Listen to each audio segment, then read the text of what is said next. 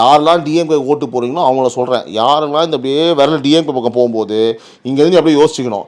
4000 கொலை, 10,000 ரேப்பு, 80 வயசு கிழவி, 3 வயசு குழந்த, குடும்பம் போச்சு, வாழ்க்கை போச்சு, ஊழல், ஐயோ அப்படி போயிடு அப்படி மீனி அழுத்தினா அப்படின்னா இவ்வளோ குடும்பமோட பாவங்களை சும்மா விடுமா? நம்மளை சும்மா விடுமா?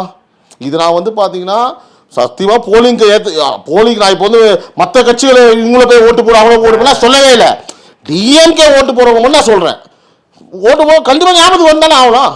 இதெல்லாம் தாண்டி அந்த யாராவது காசை வாங்கிட்டு ஓட்டு போட்டீங்க அப்படின்னா நம்ம குடும்பத்தில் பெண்மணி கண்டிப்பாக இருப்பாங்க, நம்ம அம்மாவும் பெண்ணாக இருப்பாங்க, தங்கச்சி இருக்கும், அக்கா இருக்கும். இதெல்லாம் நீங்கள் சொல்கிறீங்க. ஓகே, இந்த ஆட்சியில் விலைவாசிலாம் எப்படி இருக்குது?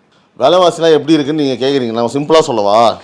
ஓகே, நான் என்ன சொல்கிறேன்னா மொத்தம் அவங்க மேனிஃபெஸ்டோ எத்தனை மேனிஃபெஸ்டோ அவங்க சொன்னாங்க? கிட்டத்தட்ட 545 550 வாக்குறுதிகள், 525 வாக்குறுதிகள் சொன்னாங்க.